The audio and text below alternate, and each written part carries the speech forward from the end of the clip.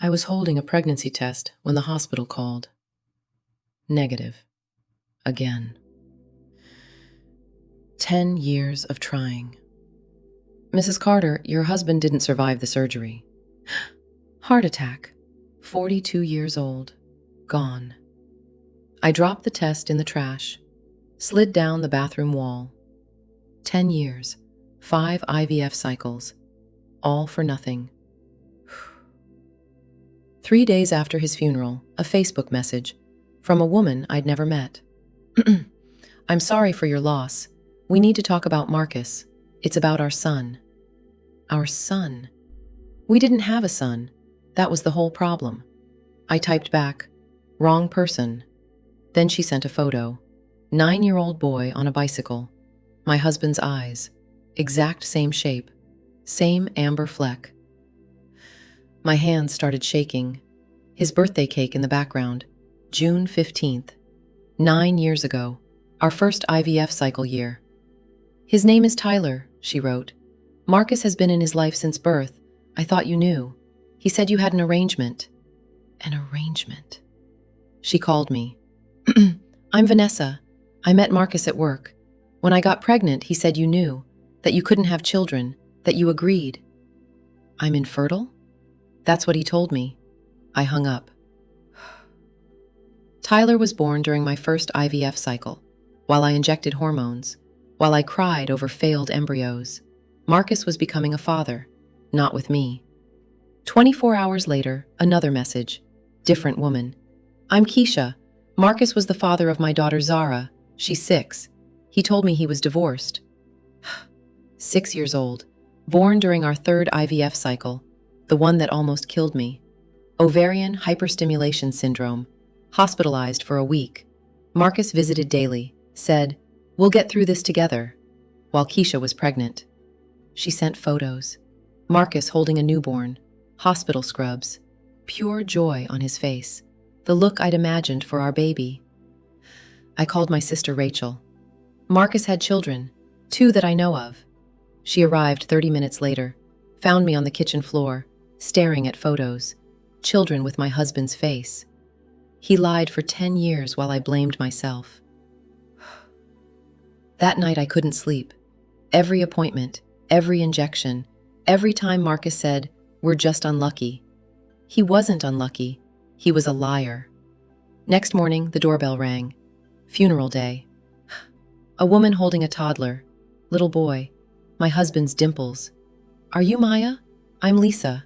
This is Jordan, Marcus's son. 3rd child. Marcus was planning to leave you. We were going to be a family. The toddler looked up. Where's Daddy? I closed the door, slid to the floor, screamed. 3 children. Tyler 9, Zara 6, Jordan 4, all born while I tried to get pregnant. Marcus wasn't infertile. He was living 3 other lives. The funeral was surreal. Marcus's mother sat next to me. She knew. I could tell. After the service, I cornered her. Did you know he had 3 children? She looked down. Did you know? Yes. For how long? Since Tyler was born. 9 years. She watched me suffer, watched me spend our savings, watched me cry, and said nothing. Why didn't you tell me? Marcus begged me not to. So he destroyed me slowly for 10 years. I left early, drove to the bank. Safe deposit box 512. The manager opened it. 3 envelopes, 3 birth certificates. Tyler James Carter, Zara Marie Carter, Jordan Marcus Carter. $10,000 cash each for their education. Photos. Birthday parties, first days of school, Christmas mornings, lives I knew nothing about. At the bottom, a folded paper, my name on it. Medical lab results, 8 years old, semen analysis. Sperm count, normal. Motility, excellent. Morphology, above average. He was never infertile. He knew 8 years ago. Never told me. He let me think I was broken. Let me inject hormones. Let me cry. Let me spend $50,000. All while fathering 3 children. I walked out holding the paper, got in my car, screamed until my voice gave out. 10 years stolen by a man who lied. That was 3 months ago. What happened next changed everything. 3 months after Marcus died. 3 months after Marcus died, I was still trying to process the truth. 3 children.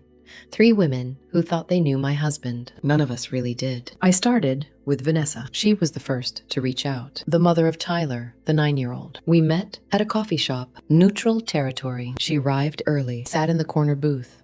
When I walked in, she stood up. Maya? I nodded. She looked younger than I expected. Maybe 32. Pretty. Kind eyes. The kind of woman Marcus would be attracted to. We sat down. Awkward silence. I don't know how to start this conversation, she said. Neither do I. She pulled out her phone, showed me photos. Tyler at various ages, baby pictures, first birthday, first day of school. Marcus in almost every photo, smiling, holding Tyler, being a father. When did it start? I asked. 9 years ago. I worked in his department. We became friends first. Then it became more. Did you know he was married? Yes. He told me from the beginning. But he said you knew, that you had an open arrangement because you couldn't have children. I laughed.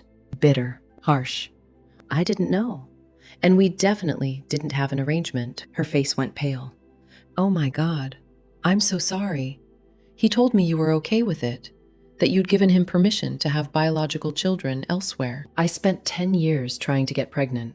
I never gave him permission for anything. She started crying. I feel like such an idiot. I believed everything he said. So did I. We sat there. 2 women who'd been lied to by the same man. Does Tyler know about me? I asked. He knows his dad was married. Marcus told him you couldn't have kids. That's why he had Tyler with me. That's not true. I could have had kids. Marcus lied about being infertile. She looked shocked. What? I found his medical records. His sperm count was normal. He lied to both of us. Vanessa covered her mouth. Why would he do that? I don't know. Control? Selfishness? Fear of commitment? I'll never know. What do we do now? I don't know that either. The next day, I met Keisha, mother of Zara, the 6-year-old. We met at a park. She brought Zara, little girl with Marcus's smile, playing on the swings. She doesn't know why we're here, Keisha said. I told her we were meeting a friend. I'm not sure what I am. Neither am I. Keisha was different from Vanessa. Tougher, more guarded. Marcus told me he was divorced, she said. Showed me papers that looked real. I didn't question it. They were fake? Must have been, because you're still legally his wife. Were, until he died. When did you find out the truth? At the funeral. I saw you, in the front row, wearing black, looking devastated. And I realized he'd lied. Did you confront him? He was dead. Couldn't exactly confront a corpse. Fair point. Zara asks about him, Keisha said, every night. When is Daddy coming back? What am I supposed to tell her? The truth, I guess. That her father was a liar who had 3 families? That her father loved her, which I think he did. He just loved himself more. Keisha nodded. I'm angry. At him. At myself. At the whole situation. Me too. Did you love him? The question caught me off guard. Yes, for a long time. But I don't know if I loved the real him or the version he showed me. Same. We watched Zara play, happy, innocent, unaware of how complicated her life just became. Meeting Lisa was different. She didn't want to meet. Sent me an email instead. Said it was too painful. That Marcus had promised her a future. That she'd believed him. We were going to get married, she wrote. He said he was leaving you. That the divorce was almost final. That we'd be a real family. Another lie. There was no divorce. No plans to leave. Marcus lived 3 separate lives, and none of us knew about the others. The lawyer called 2 weeks later. Mrs. Carter, we need to discuss the estate. Marcus died without a will, which meant everything went through probate, and all 3 children were legal heirs. What does that mean? It means the estate will be divided equally among you and the 3 minor children. 4 ways. I got 25%. Tyler got 25%. Zara got 25%. Jordan got 25%. The house wasn't paid off. We owed $200,000 on the mortgage. It was worth $350,000. That left $150,000 in equity, divided 4 ways. I got $37,500. Not enough to buy another house, barely enough for a down payment. The retirement account had $80,000. I got $20,000. His life insurance policy was split the same way, $100,000 total. I got $25,000 after 10 years of marriage, after 10 years of trying for a baby, after spending $50,000 on IVF. I walked away with less than $83,000. And 3 children who'd inherit more than I did. The lawyer suggested I contest it. You're the legal spouse. You could argue for a larger share and take money from children whose father just died. It's your right. It doesn't feel right. So I didn't contest it. Let the kids have their share. It wasn't their fault their father was a liar. I sold the house. Moved into a small apartment, 1 bedroom, started over again at 38 years old. No husband, no house, no baby, just me. Therapy helped. Dr. Chen specialized in betrayal trauma. What you experienced wasn't just infidelity, she said. It was gaslighting, reproductive coercion, financial abuse. How is it reproductive coercion? He lied about his fertility status. He let you believe you were the problem. He controlled the narrative around your ability to have children. I'd never thought of it that way, but she was right. Marcus controlled everything. The story we told ourselves, the story we told others, the medical decisions we made, all based on lies. Why would he do that? I asked. Control, fear, selfishness, maybe all 3. Some people create separate lives because they can't handle the intimacy of real partnership. So he had 3 families instead of 1? Apparently. That's insane. It is. And it's not your fault. I knew that intellectually. But emotionally, I still blamed myself for not seeing it, for not questioning him, for trusting too much. You're not responsible for his lies, Dr. Chen said. You made decisions based on information he gave you, false information. That's on him. It took months to believe her, but eventually, I did. 6 months after Marcus died, I made a decision. I wanted a baby. Still, even after everything, the desire hadn't gone away. If anything, it was stronger because now I knew the truth. I wasn't broken. My body wasn't the problem. Marcus was. I called my fertility clinic. I want to do IVF solo, using donor sperm. Absolutely. Let's schedule a consultation. Dr. Martinez remembered me. Maya, I'm so sorry about your husband. Thank you. What changed? Why now? I found out I'm not infertile. He was lying about his test results. Her face hardened. He lied about medical results? Yes. That's unethical. Potentially illegal. He's dead. Can't exactly prosecute him now. No. But you can move forward. Let's get you thoroughly tested and see where we stand. The testing took 3 weeks. Blood work, ultrasounds, genetic screening, AMH levels, everything. Results came back. Maya, you're perfectly healthy. AMH is slightly low for your age, but nothing concerning. Antral follicle count is good. No blocked tubes, no endometriosis, no PCOS. So why didn't I get pregnant with Marcus? Hard to say. Could have been his actual fertility issues despite normal tests. Could have been immunological factors. Could have been stress. Could have been timing, or just bad luck. So I can get pregnant? I see no reason why not. With IVF and donor sperm, your chances are good. I started crying. Relief, anger, grief, all at once. 10 years, I said. I spent 10 years thinking I was broken. You're not broken.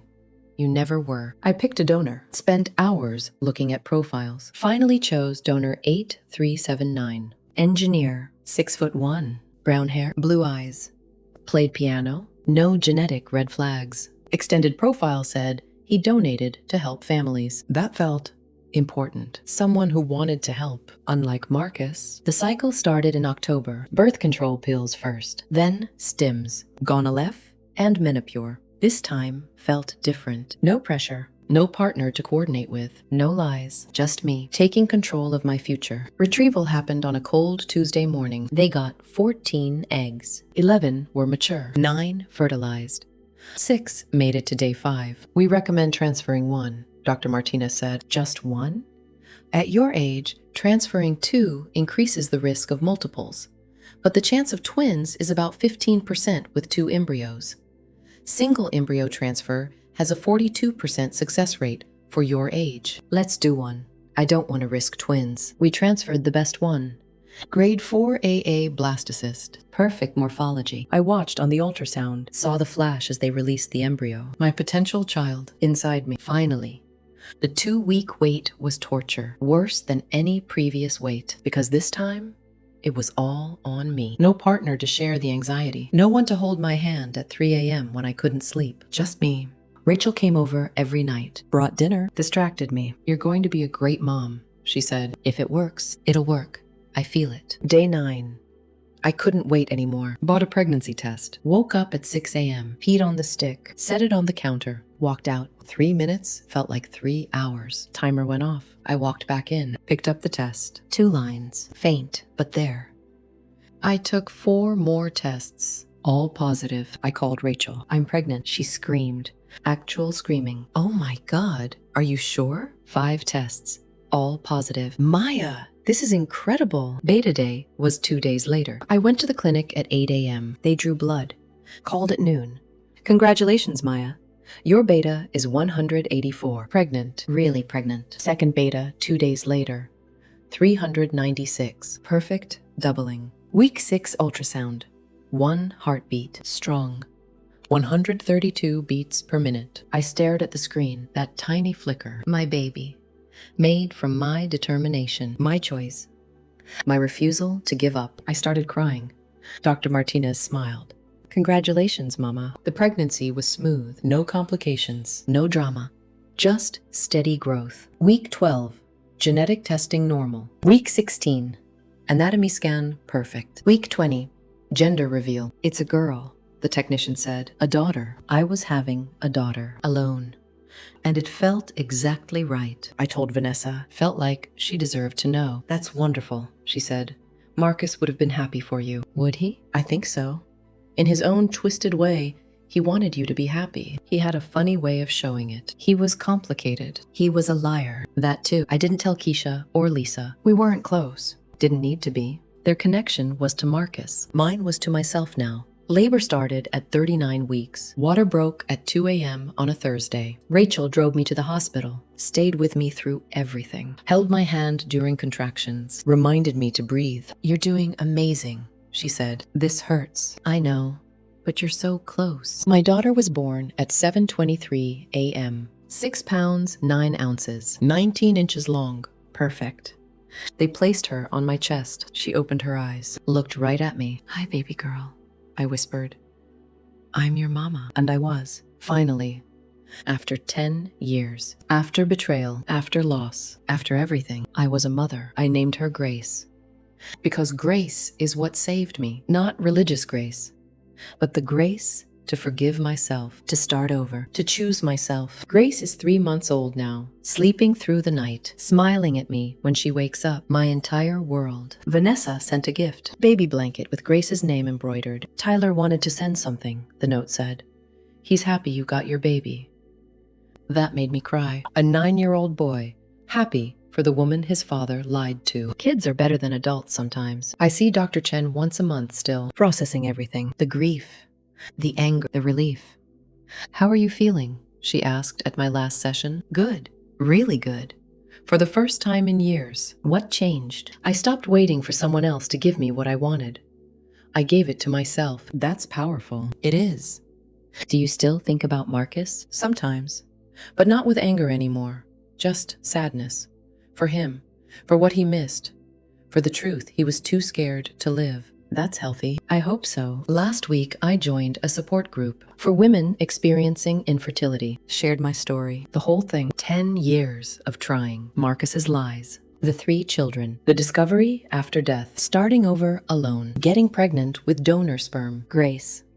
When I finished, the room was silent. Then a woman raised her hand. My husband won't do a semen analysis either. Says it's emasculating. How do I handle that? You demand it. Both partners need testing.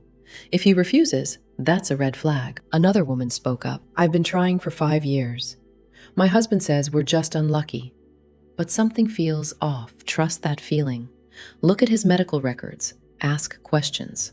Don't let anyone keep you in the dark. A third woman was crying. I spent 3 years blaming myself. Just found out my husband's been on dating apps. I went to her after. Gave her my number. Call me if you need to talk. you're not alone." She hugged me. "Thank you. That's what I do now. I show up for myself, for Grace, for women who need to know they're not broken. Marcus took 10 years from me, but he didn't take my future. I rebuilt it alone. And it's better than anything I imagined when I was with him, because it's real, built on truth, not lies.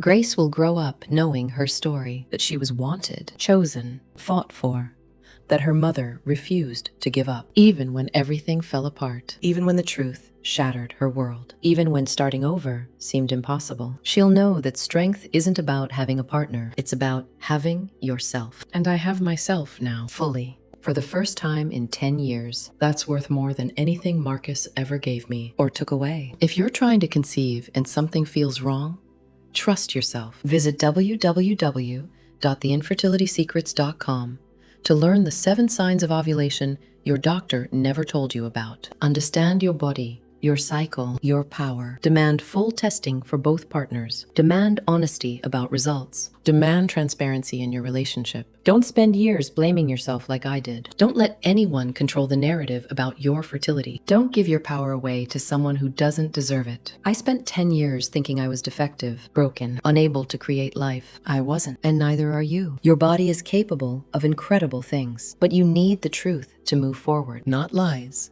not half-truths, not someone else's version of your story. The truth, however painful it might be, because the truth sets you free. It set me free, and it led me to Grace, my miracle, my redemption, my proof that starting over is possible. That betrayal doesn't have to define you, that you can build a beautiful life from broken pieces. I did, and so can you. Trust yourself. Advocate for yourself. Choose yourself every single time. You deserve nothing less. The months after Grace was born were both the hardest and most beautiful of my life. New motherhood alone. No partner to share midnight feedings. No one to hand the baby to when I was exhausted. Just me. But also just me. No lies to navigate. No suspicions. No wondering where my partner really was. Just pure focus on my daughter. Rachel came over 3 times a week. My mom flew in for 2 weeks after the birth. Friends brought meals. I wasn't completely alone, but the responsibility was mine. Every decision, every milestone, every worry, all mine. And somehow, that felt freeing. Grace was 2 months old when I got an unexpected call. Unknown number. "Maya? This is Jennifer, Marcus's lawyer. What do you need?" "There's been a development with the estate. Can we meet?" We met at her office the next day, Grace in a carrier on my chest. Jennifer looked uncomfortable. "What's going on?" "We've discovered additional assets. A second life insurance policy Marcus never disclosed." "How much?" $250,000. "You're the sole beneficiary." I stared at her. "What about the children?" "This policy predates their births. It names only you." He never updated it. $250,000. Money I never knew existed. "There's something else," Jennifer said. She slid a folder across the desk. "We found this in his office files. It's addressed to you. A letter in Marcus's handwriting." I didn't want to open it. "Do I have to read this now?" "No. Take it home. Read it when you're ready. Or don't read it at all." I took it. Put it in my bag. Didn't look at it for 3 weeks. The money transferred into my account. $250,000 plus the $83,000 from the estate. $333,000 total. More than enough for a down payment on a house. More than enough to pay off my credit cards. More than enough to start fresh. I bought a small house in a good school district. 3 bedrooms. 1 for me, 1 for Grace, 1 for guests.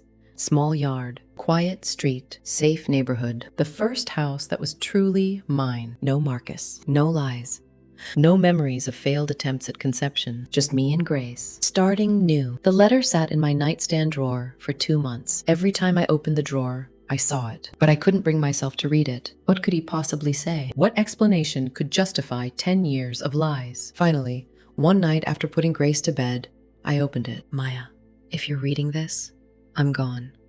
And you probably hate me. You should. I've done unforgivable things. But I need you to know the truth. Not the truth I told you. Not the truth I told them. The real truth. I was scared, terrified, of commitment, of being a father, of failing. When we started trying for a baby, something in me panicked. I wasn't ready. But I couldn't tell you that. You wanted it so much. So I lied. About my test results. About my fertility, about trying. I thought if I made it seem like we just couldn't, you'd eventually give up.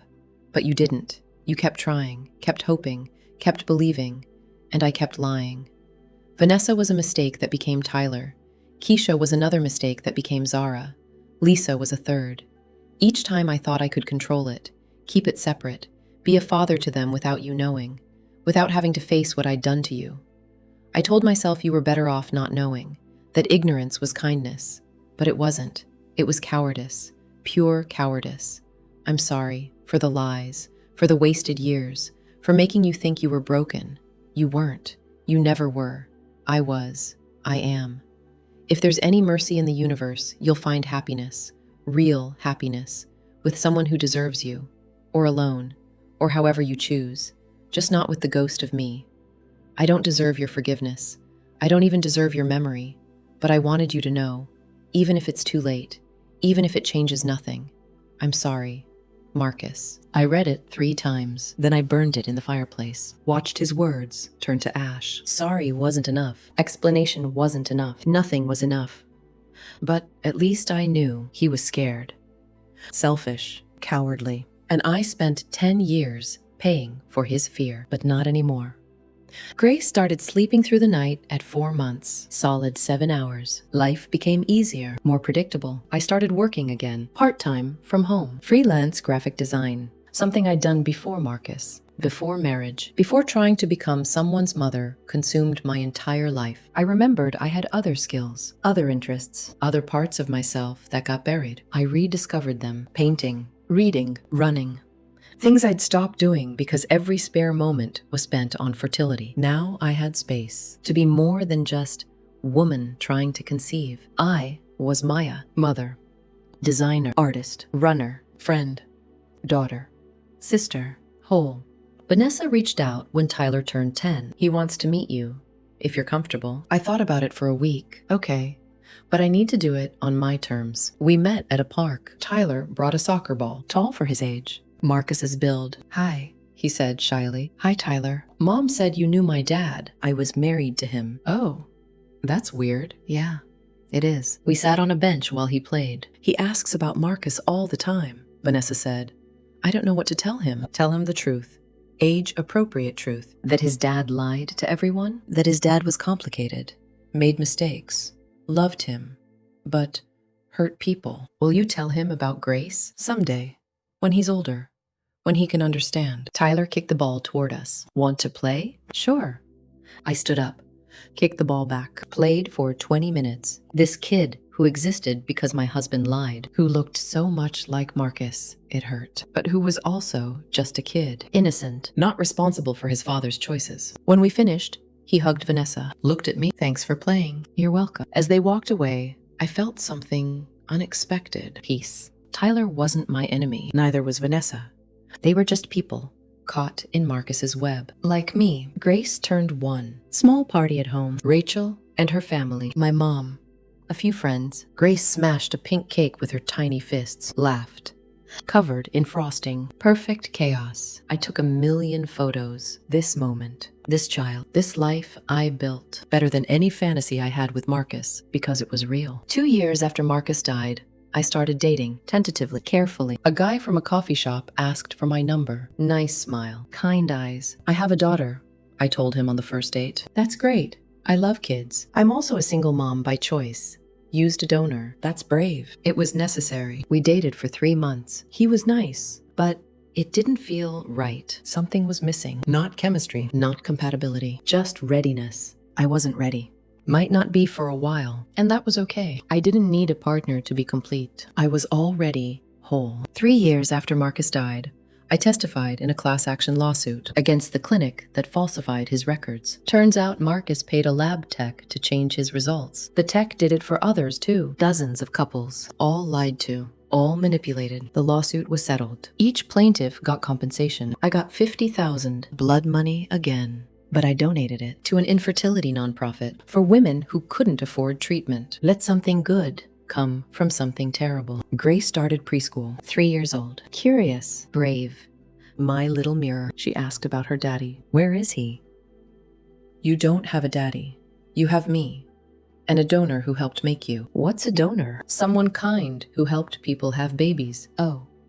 Okay. Simple acceptance. No trauma. No confusion. Just facts. She'd learn more as she got older. But for now, that was enough. 4 years after Marcus died, Keisha called. Zara found out about you, saw Tyler, started asking questions. What did you tell her?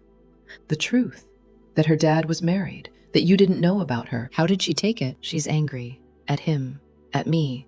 At everyone. She's 10. That's a lot to process. I know. But she wants to meet you. Keisha, I don't think that's a good idea. She needs to know you didn't abandon her. That you didn't know she existed. I'll think about it. I never met Zara. Not out of cruelty. But because I wasn't her mother. Wasn't her family. My connection was to Marcus, and he was gone. Opening that door felt like inviting chaos, and I'd worked too hard for peace. Grace turned 5. Started kindergarten. Made friends easily. Happy child.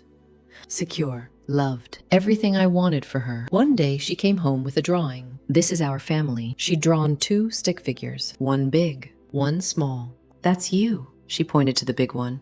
And that's me. What about Grandma? And Aunt Rachel? They're on the other page. She showed me. A whole extended family. My mom. Rachel and her kids. Friends. Our chosen family. No Marcus. No ghost of what should have been. Just what was. Real. Solid. True. 5 years after Marcus died, I got a message from Lisa, Jordan's mother, the one I never met. Jordan is 9 now. He's been asking about his dad. About you. I'm sorry I showed up at your door that day. It was cruel. Can we talk? I thought about ignoring it, moving on. But something made me respond. What do you want to talk about? I want to apologize. Really apologize. For believing him. For enabling his lies. For thinking I was special when I was just another woman he manipulated. We met for coffee. Lisa looked different than I remembered. Older. Tired. Thank you for meeting me, she said. I'm not sure why I'm here. I've been in therapy, working through my guilt.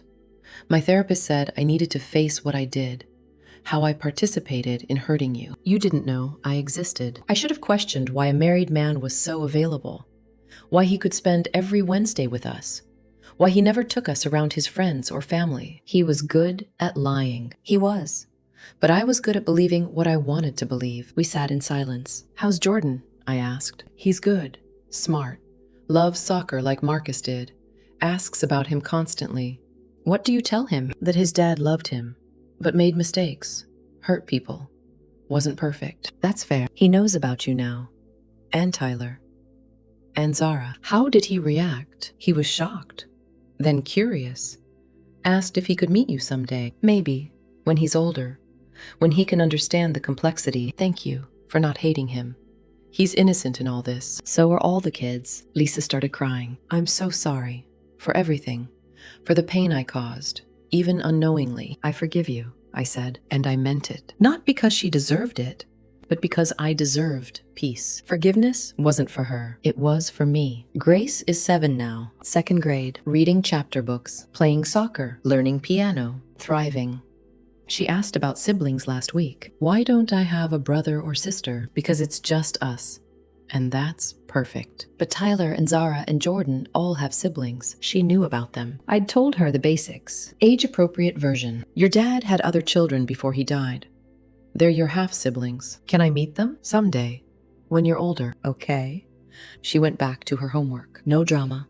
Just curiosity. Kids are resilient. More than adults give them credit for. 7 years after Marcus died, I scattered his ashes. I'd kept them in the closet. Couldn't bring myself to do anything with them. But Grace asked about them. What's in that box? Your dad's ashes. Why do we have them? Good question. I don't know anymore. So I took them to the ocean. Place Marcus loved. Grace came with me. We stood on the beach at sunset. Do you want to say anything? I asked. Bye, Dad. Sorry I never met you. Simple. Pure.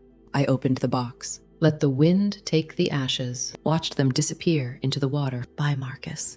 I whispered. I forgive you. Finally. And I did. Not because he deserved it, but because holding anger was exhausting. And I was tired of carrying him. Grace held my hand. Are you sad? No. I'm free. We walked back to the car. Left Marcus in the ocean, where he could finally rest. And so could I. Today, Grace is 8. Smart. Funny. kind, nothing like Marcus, everything like herself. We have a good life, small house, enough money, good friends, family nearby, peace. I'm not trying for another baby, not dating seriously, not chasing anything, just being. Finally, after years of striving, trying, hoping, failing, I'm just being, and it's enough, more than enough. It's everything. Looking back now, I can see the patterns I missed, the Wednesday nights, always Wednesday, never missed. For 10 years, squash with the boys. I believed it because I wanted to, because questioning felt like not trusting, and marriage was supposed to be built on trust. Except he wasn't trustworthy. He was consistent with his lies, which made them believable. The phone habits, always face down, always locked, always password protected. Privacy, he said. I gave him that. Everyone deserves privacy, but privacy isn't the same as secrecy. Privacy is healthy boundaries. Secrecy is hiding truth. Marcus was hiding everything. The helping a cousin excuse. Thousands of dollars over the years. Family helps family, he'd say. I believed that too, because I came from a family that helped each other. Seemed reasonable. Except the cousin was child support. 3 cousins, 3 children, 3 separate lives. The fertility narrative, he controlled. Let's not make this clinical. Too much testing adds stress. Let's try naturally first. All designed to avoid revealing the truth. That he was fertile. That the problem wasn't us. It was him lying. The gaslighting when I pushed. You're obsessing. This stress is probably why it's not working. Maybe you need to relax. Making my desperation the problem. My hope the obstacle. My body the failure. When all along, it was his dishonesty. I see it clearly now. But for 10 years, I was blind. Or maybe not blind. Maybe just committed to believing, to saving the marriage, to keeping the dream alive, even when the dream was already dead. The therapy sessions helped me understand not just what Marcus did, but why I stayed, why I believed, why I didn't question. You weren't naive, Dr. Chen said. You were loving. There's a difference. Loving people don't let themselves be manipulated. Loving people trust their partners. That's not a weakness. His manipulation is his failure, not yours. But I should have seen it. Why? Because you're supposed to be psychic? Mind readers? We trust people until they give us reason not to. He was careful never to give you that reason. She was right. Marcus was meticulous. Every lie had backup. Every excuse had details. Every deception had just enough truth to be believable. That takes skill, dark skill, but skill nonetheless. The support group taught me I wasn't alone. Other women had similar stories. Partners who lied about fertility, who sabotaged birth control, who secretly got vasectomies, who hid children from previous relationships. Reproductive deception, more common than anyone talks about. One woman shared her story. My husband told me he had a vasectomy before we met. Said he couldn't have kids. We tried for 5 years. I did IVF with donor sperm. Had twins. Then found out he never had a vasectomy. He just didn't want kids with me. Another woman. My boyfriend poked holes in condoms to get me pregnant. Thought it would make me stay. When I found out, I left. But I kept the baby. She's 3 now. Another. My husband had 6 children with 4 different women. All conceived during our marriage.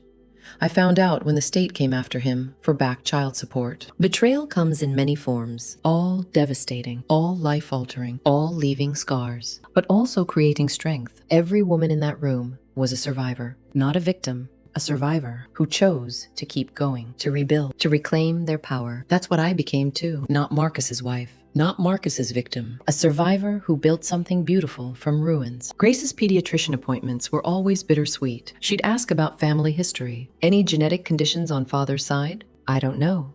Sperm donor. Ah.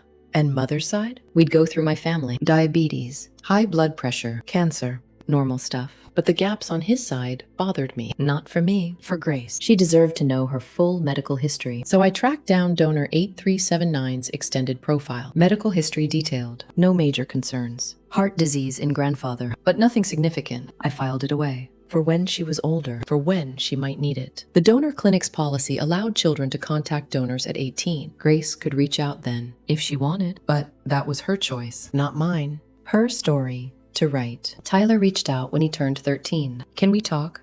Just us? We met at a cafe. He looked so much like Marcus. Same gestures, same mannerisms, but different, softer, more thoughtful. I've been learning about what Dad did, he said. That must be hard. It is. I loved him, but I hate what he did to you. To all of you. You can feel both things. Can I? Yes. He was your father. You experienced one version of him, a version that loved you, that doesn't erase the other versions. Do you hate him? No, not anymore. How did you stop? Time, therapy, grace. Realizing that hating him only hurt me. Do you think he loved you? That question hit harder than expected. Did Marcus love me? I think he loved the idea of me, the version of me that fit his narrative. But real love requires honesty, and he was never honest. That makes sense. How's your mom? She's good. Dating someone. He's nice. Treats her well. I'm glad. She said you forgave her. I did. Why? Because forgiveness isn't for the person who hurt you. It's for you. So you can stop carrying their weight. Tyler nodded. I think I need to forgive him too. Even though he's dead. Even though he can't apologize. That's wise. Thanks for meeting me. Anytime. He left. And I sat there thinking about forgiveness. How it's not weakness, not condoning, just release. Letting go of the rope in a tug of war. Letting the other person fall while you stay standing. Zara never reached out. Keisha said she was angry at Marcus, at the whole situation. She doesn't want anything to do with you. Says you're part of the lie. I understand. Do you? Yes. She needs someone to blame. I'm an easy target. That's not fair to you. Life's not fair. She'll figure it out eventually. Or she won't. Either way, I'm okay. And I was. Zara's anger didn't define me. Her story didn't become mine. I wished her well. From a distance. But I wouldn't force connection. That wasn't my job. Jordan's story was different. At 15, he found me online. Sent a message through social media. Hi, I'm Jordan, Marcus's son. Can we talk? We video called. He looked the least like Marcus. More like Lisa. But the eyes. Those were Marcus's eyes. Why did you want to talk? I asked. I needed to see you. To understand.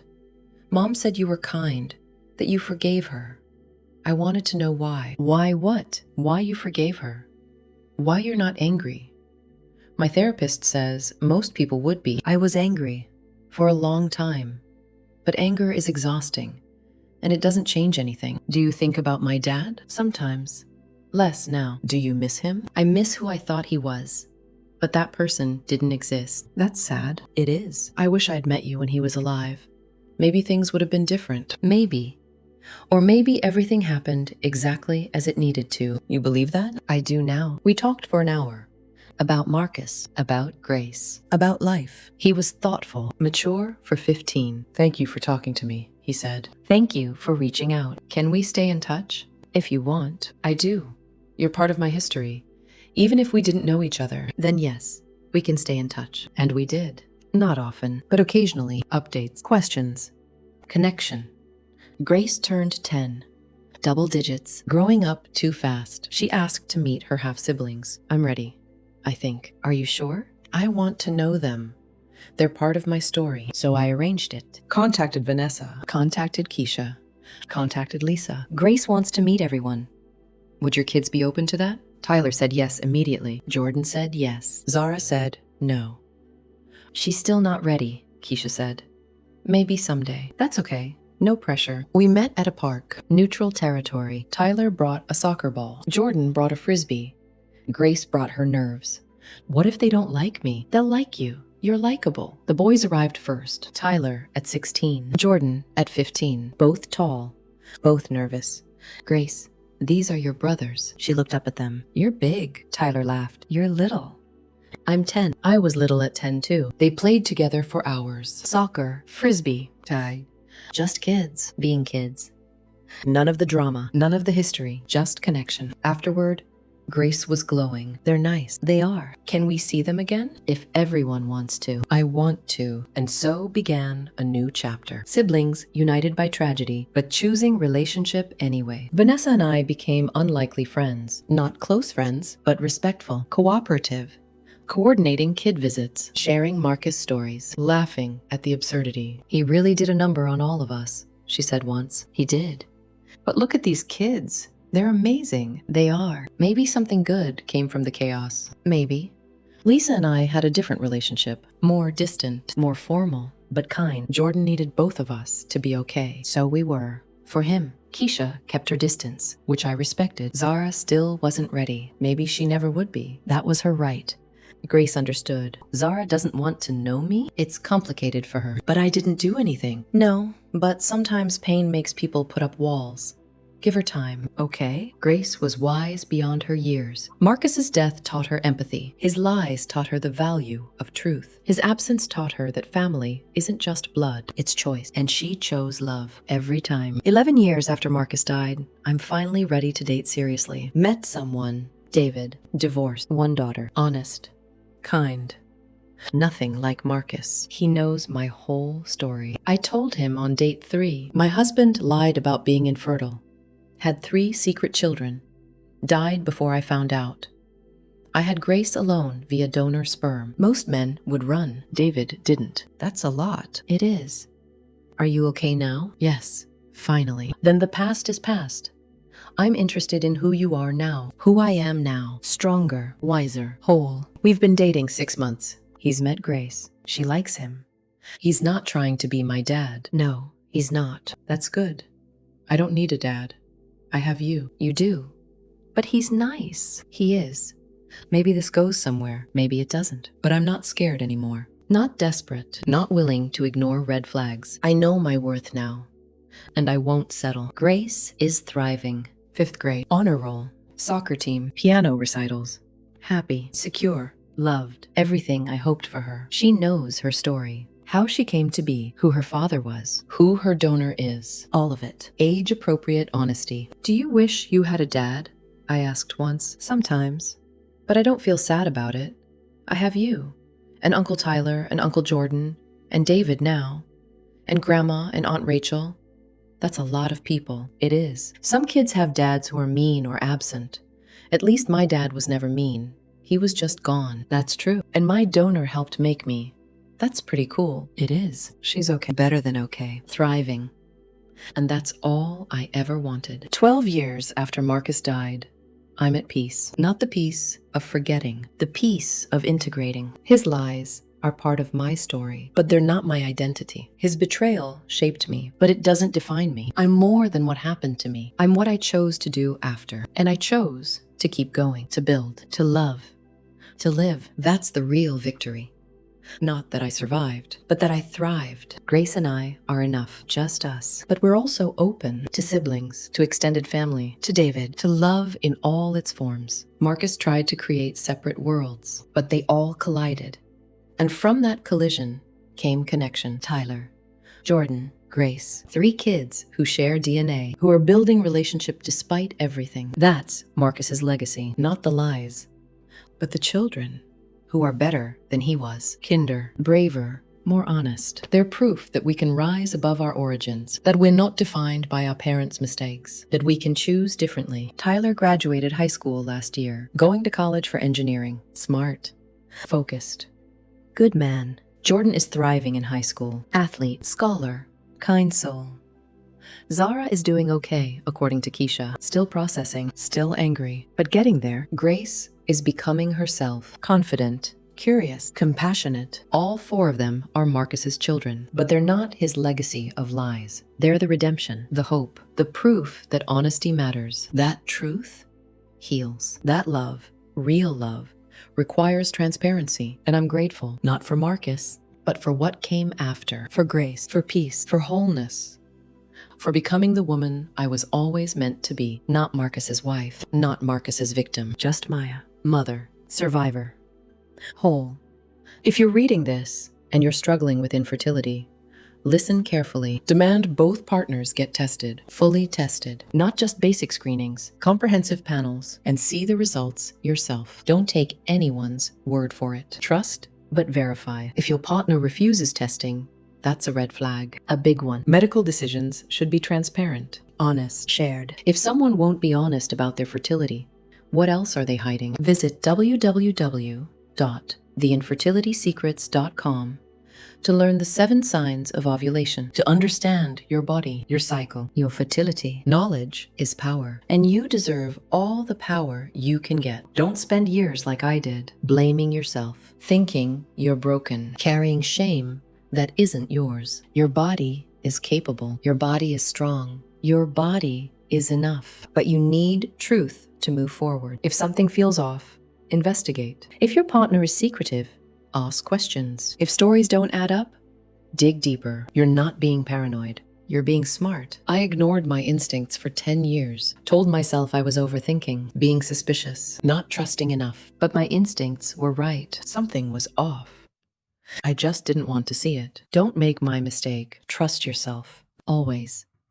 Your fertility journey is yours, not your partner's alone, not your doctor's alone, yours. Take control of it. Demand answers. Demand honesty. Demand respect. You deserve nothing less. I spent a decade in the dark. Don't spend yours the same way. Light reveals truth, and truth, however painful, sets you free. It set me free, and I found grace. Found myself, found peace. You can too. Whatever your path looks like, however you build your family, with a partner, without one, through IVF, through adoption, through surrogacy, through acceptance, your journey is valid. Your choices are yours, and you are enough, just as you are, broken pieces and all, because broken pieces can be rebuilt into something even more beautiful. I'm proof of that. Grace is proof of that. And you will be too. Trust the journey, trust yourself, and never stop fighting for your truth.